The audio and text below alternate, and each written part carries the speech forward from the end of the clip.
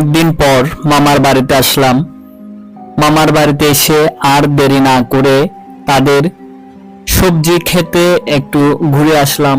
ভাবলাম আমার চ্যানেলের বন্ধুদেরকে মামার বাড়ির সবজি ক্ষেতগুলো একটু ভিডিও করে দেখাই।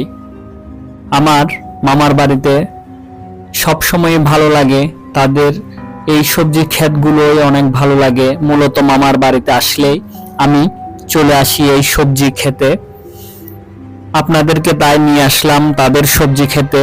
প্রথমে আপনারা দেখতে পাচ্ছেন কিছু দেশি মরিচ গাছ।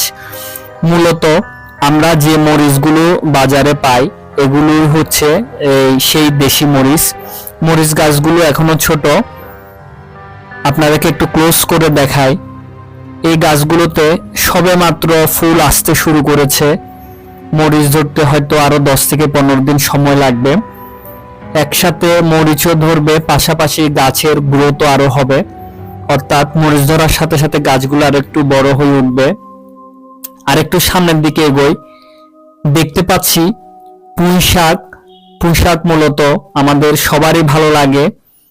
দেখুন, এই সেই পুঁই শাক যেগুলা বর্তমানে আমরা বাজারে যেই পুঁই শাকগুলো পাওয়া যায় এগুলো হলোই সেগুলা। বিস্তীর্ণ জায়গা জুড়ে পুঁই শাকের চাষ করা হয়েছে। আর একটু সামনের দিকে এগিয়ে চোখে পড়ল শিম। এই শিম গাছগুলো দেখুন তাদের ফুল আসতে শুরু করেছে।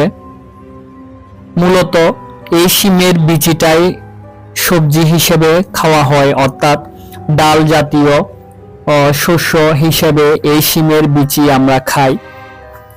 আপনারা হয়তো অনেকে চিনে থাকবেন, আমরা খাইসা বলি। খাইসা বলতে মূলত এই শিমের বিচিগুলোকেই বোঝানো হয়। শীতকালে এই শিমের বিচি দিয়ে শুটকির তরকারি খেতে কতই না মজা। এবার আরেকটু সামনের দিকে এগোই, এখানে দেখছি পুঁই শাকের প্রথম দিকে কিছু কিছু টমেটো গাছ দেখা যাচ্ছে। আবার আরেকটু সামনের দিকে যদি এগোই, সেখানে আমরা দেখতে পাচ্ছি আরো কিছু পুঁই শাকের গাছ। এই পুঁই শাকগুলো আগের দেখানো পুঁই শাকের চেয়ে তুলনামূলকভাবে কিছুটা বড়, অর্থাৎ হয়তো কিছুদিন আগে এগুলো রোপণ করা হয়েছে পূর্বের গুলোর চাইতে। এরপরে আরেকটু সামনের দিকে এগোতে আবার দেখা যাচ্ছে মরিচ গাছ, দেশি মরিচের গাছ। একটু জুম করে আমরা দেখতে পাচ্ছি যে এখানে কয়েকটাতে মরিচও অলরেডি ধরেছে। গাছগুলো আরো বড় হবে এবং সাথে সাথে মরিচও বড় হবে। এর মাঝখানে দেখা যাচ্ছে মিষ্টি কুমড়া গাছ, এখনো ছোট, তবে বড় হতে বেশি দিন সময় লাগবে না। আর এরপরে ধরবে মিষ্টি কুমড়া। আর একটু সামনের দিকে এগোই, দেখি কি আছে আমাদের জন্য।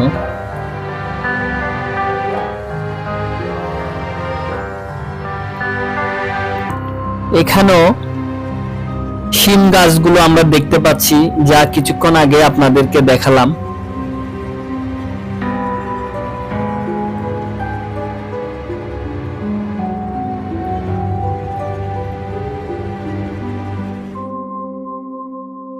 দেখুন বাতাসে শিম গাছগুলো কিভাবে দুলছে, আর দেখতে কতই না সুন্দর লাগছে।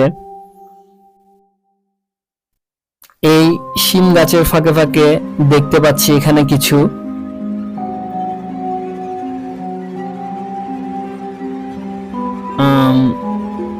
এগুলো দেখুন ভালো করে, রাই শাক। আমরা অনেকে রাই সরিষা বলি, আবার রাই শাক হিসেবে এগুলো খাওয়া যায় ভর্তা হিসেবে।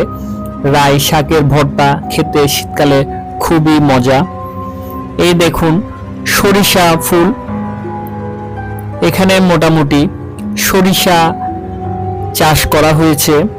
এখনো গাছগুলো ছোট, তবে কিছু কিছু গাছে ফুল চলে এসেছে, বাকিগুলো তো এখনো আসেনি যেহেতু গাছগুলো ছোট। এবার আরেকটু দেখাই ডান পাশে, এখানে দেখছি আমরা এই ক্ষেতে মিষ্টি কুমড়া চাষ করা হয়েছে। গাছগুলো এখনো ছোট, হয়তো মিষ্টি কুমড়া ধরতে আরো মাসখানেক সময় লাগবে। আর এখন দেখতে পাচ্ছি আলু গাছ। আপনারা দেখুন, আলু গাছগুলা দেখতে আমার খুবই ভালো লাগে, আপনাদেরও হয়তো ভালো লাগবে। মূলত আলু ক্ষেত থেকে আলু তোলার মজাই আলাদা। আমরা যেহেতু শৌখিন মানুষ, তাই অনেক সময় আমরা এই ধরনের ক্ষেত থেকে, অর্থাৎ মামার বাড়িতে যখন আসি তখনই আলু তোলার সময় আমরাও মজা করে আলু তুলি। আলু ক্ষেতের মাঝখানে মাঝখানে দেখা যাচ্ছে মূলা গাছ, যেগুলোতে মূলা ধরে আছে। মূলত মূলা মাটির নিচেই ধরে। দেখুন, আলু ক্ষেতের মাঝখানে মাঝখানে মূলা গাছগুলো আছে। আমি আপনাকে পুরো সবজি ক্ষেতের ভিউটা একটু দেখাই। দেখুন কি কি গাছ আছে এবং বিস্তীর্ণ সবুজের ভূমি দেখতে কত না চমৎকার লাগছে। আসলে গ্রাম বাংলার এই ধরনের সবজি ক্ষেতের দৃশ্যগুলো তেমন, অর্থাৎ খুব একটা দেখা যায় না আমাদের এখানে। তাই এই ধরনের সবজি ক্ষেতগুলো ভালোই লাগে মোটামুটি দেখতে। আর মামার বাড়িতে যখনই আসি তখনই ছুটে আসি এই সবজি ক্ষেতগুলোতে, যেহেতু আমার দেখতে ভালো লাগে।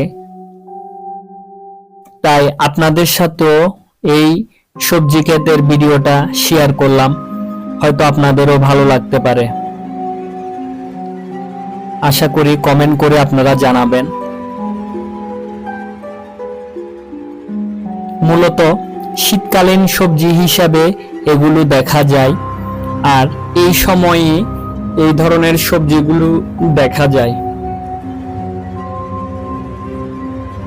দেখুন পুরোটা। এই ধরনের আরো অনেক ভিডিও পেতে আমার চ্যানেলটা সাবস্ক্রাইব করে পাশে থাকবেন। ধন্যবাদ সবাইকে। পরবর্তী ভিডিওতে আবার দেখা হবে।